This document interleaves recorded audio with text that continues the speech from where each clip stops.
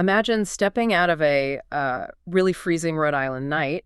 In early 1941, you pull open this heavy, unmarked door on Observatory Avenue. Right, pushing past those heavy blackout curtains that were, becoming standard everywhere in coastal cities back then. Exactly. So you step down into this tiny, brightly lit basement room, and the air just immediately hits you. It smells heavily of pipe tobacco, the distinct sulfurous whiff of flash powder. And a freshly baked cake. Freshly baked cake, yes. And up at the front of the room, a guy in a sharp suit steps onto a makeshift stage, pulls out this menacing-looking medical device, and casually amputates his own arm. Which is completely normal for a Friday night, obviously. Totally normal, because everyone in the room just claps politely, chuckles, and then goes right back to eating their dessert. It sounds like a scene from, I don't know, a surrealist film. Or a very strange fever dream. It really does. But it wasn't. It was just the first Friday of the month in Providence, Rhode Island. So welcome to the deep dive. Today, we have a fascinating stack of sources in front of us. We really do. We are looking at a series of monthly reports published in a magazine called The Linking Ring, specifically spanning the years 1941 and 1942. Yeah, and our mission today is to zoom in on a hyper-local slice of this world. We're looking at Ring 44, which was the Providence chapter of the International Brotherhood of Magicians. And honestly, reading these old meeting minutes, it feels like prying open a time capsule for you. It does, because on the surface, you're merely reading the secretary's notes from a neighborhood hobbyist club, right? Right.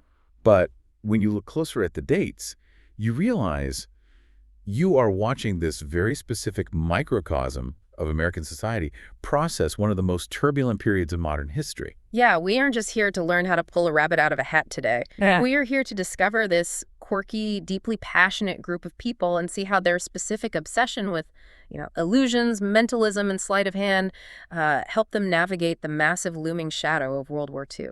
But before we get to the war, I think we really need to understand the insulated magical bubble these members built for themselves first. A sanctuary, essentially. They called this space Baker's Miniature Theater. Hosted by Mr. and Mrs. Bill Baker.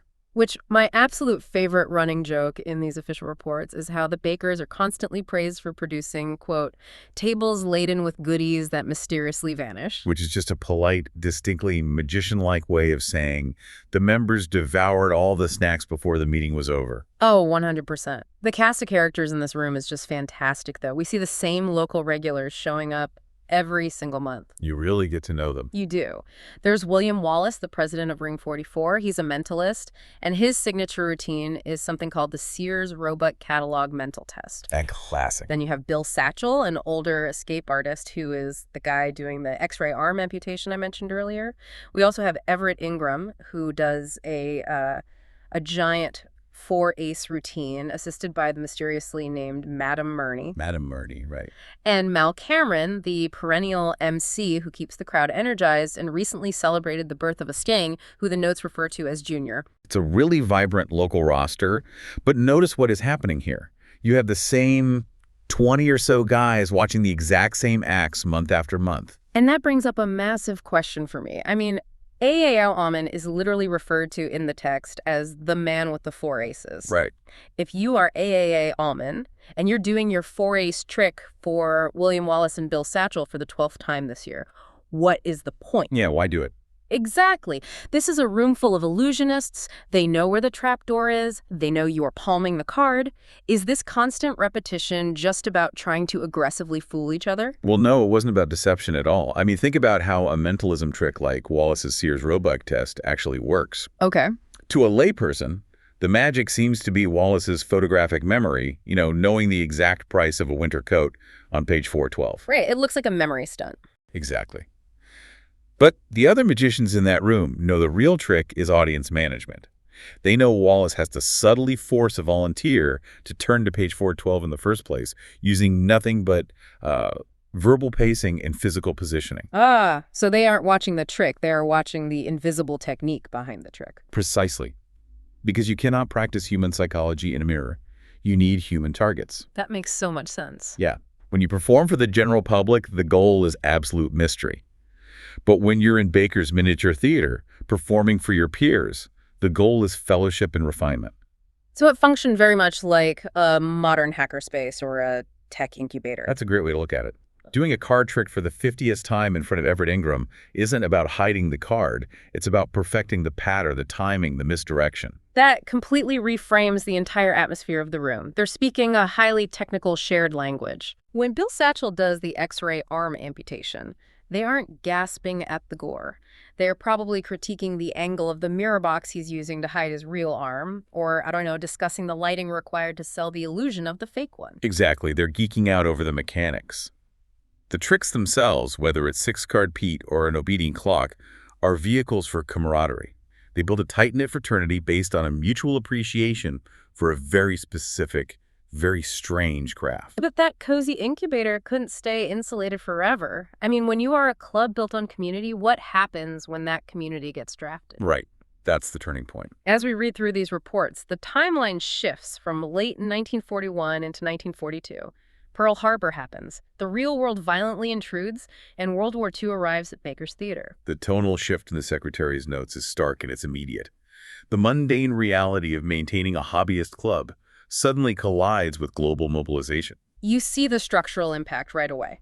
By March 1942, the club secretary, Aristide Scola, notes that, quote, due to the war, plans for a show this year are indefinite. And they even vote to restructure their dues to unburden members engaged in active defense and war duties. Because these men aren't just magicians. They are everyday citizens of Rhode Island. They're taking jobs in munitions plants, they're joining the Coast Guard, or they're just waiting for their draft numbers to be called. And the visitors to the club completely change. Yeah. It's no longer just other local magicians from across town dropping by. Suddenly, the meeting minutes are listing servicemen in uniform. You have Private Henry Silverman appearing. You have Francis Quintadomina, a sailor in the U.S. Navy. And then there's Corporal Tommy Rigby. An RAF physical instructor. Right, an English guy stationed up in Canada who somehow drops into Providence, Rhode Island on a Friday night. And he doesn't just sit in the back. No, he gets up, gives a demonstration of physical art, and closes out his program with clever card sleights and a lighted cigarette production routine. Which serves as a beautiful testament to the international nature of this brotherhood. Even in the middle of a world war, a soldier in a foreign uniform can walk down the stairs into Baker's Theater, produce a lit cigarette from thin air, and instantly belong. This shared language of sleight of hand transcends the chaos outside. Exactly. But what fascinated me the most was how the local acts themselves adapted to the wartime reality. The magic becomes fiercely, almost aggressively patriotic. Oh, absolutely. Aristide Scola performs a trick called Red Ashes. That's a classic and highly visual piece of stage magic. He lights a strip of paper on fire, and as it burns and floats downward, he reaches into the falling ashes and somehow produces 15 feet of red, white, and blue ribbons, which he then visibly transforms into a giant American flag. Wow. Yeah, and Uncle John Davison performs a similar feat, magically turning plain silks into old glory, and the written reports themselves change tone. They do. Scola starts signing off his monthly minutes with phrases like, buy war bonds and stamps to keep him flying, and remember the 22nd letter V for victory. The rhetoric of the war effort just completely permeates their monthly escape. I have to admit, though, reading this now, decades later, part of it feels a bit tone-deaf to me. How so? Well, Mel Cameron, the MC, he starts performing a routine the reports call the Slates of Hitler and Mussy, obviously referring to Mussolini. Right, spirit slates, where writing magically appears. Yeah, so you have these terrifying global dictators, men responsible for millions of deaths, being wedged into a Friday night club show right next to Bill Baker doing an egg bag trick. It is a juxtaposition, for sure. Were these guys just burying their heads in the sand, using magic to ignore the terrifying reality of the war? It looks like denial on the surface, but psychologically it's the exact opposite. They aren't ignoring the threat, they are actively shrinking it. This raises an important point about the utility of art during crises. Think about what a magic trick fundamentally is. Well, it's an illusion. It is a demonstration of absolute control over the impossible. During 1942, the world felt entirely out of control. U-boats were sinking merchant ships right off the East Coast. Sons and brothers were shipping out to the Pacific. The news was relentlessly terrifying. Yeah, it was everywhere. By incorporating the war, and specifically the figures of Hitler and Mussolini, into their acts, these magicians were finding a locus of control. Think about how we all acted during the early days of the recent pandemic. Oh, baking sourdough bread. Yes, people baked sourdough bread. They obsessed over minor controllable hobbies. Ring 44 doing card tricks while the world burned is that same human instinct to find a locus of control when everything spins off its axis. Exactly that. They made Hitler and Mussolini literal props. They made them mockable right there in a basement in Providence. Right. When Mal Cameron performs the slates of Hitler and Mussie, he is taking away their power, at least for the 20 people sitting in Baker's Theater. It's a way of saying, you might be conquering Europe, but in this room, you are just a cheap gag on a chalkboard.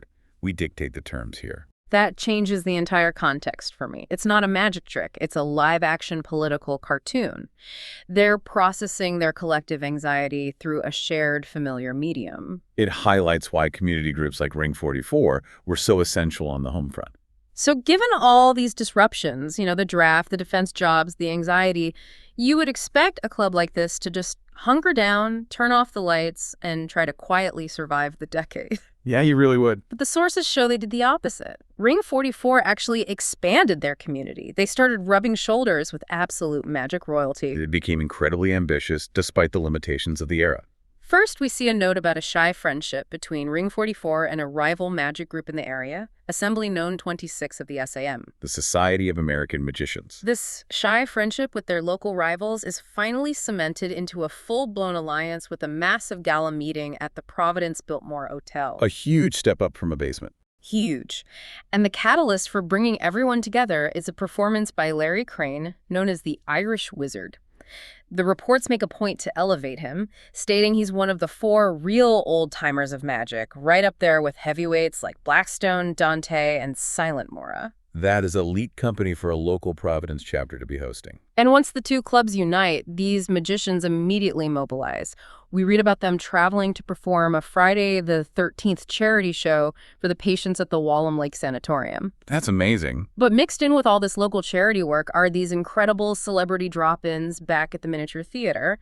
You have past IBM president Uncle John Davison visiting, casually sharing stories about his recent trip to California, where he was hanging out with Orson Welles, Edgar Bergen, and Dante. A direct pipeline from Hollywood royalty to a Rhode Island basement. Then you have another guest star, Al Vantine, who comes in to lecture on magic history. He isn't just reading from an encyclopedia. He is sharing his firsthand experiences playing alongside Horace Golden, Blackstone, and Harry Houdini himself. Wow, Houdini. Yeah, he even talks about teaching escapes to a performer named Kazan, the girl Houdini. To understand the gravity of these visits, you really have to look at how the discipline of magic actually functioned in the 1940s.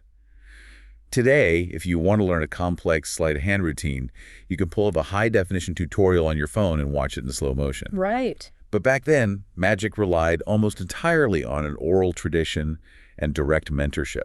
You couldn't just learn it from a textbook. Books existed, certainly, but a book cannot teach you how much pressure to put on the deck with your pinky finger to execute a hidden cut. A book can't teach you the exact microsecond of eye contact needed to pull off a misdirection. That's true. The real secrets were passed from hand to hand. Think of it like early open source software development. You couldn't just download a patch for your card trick.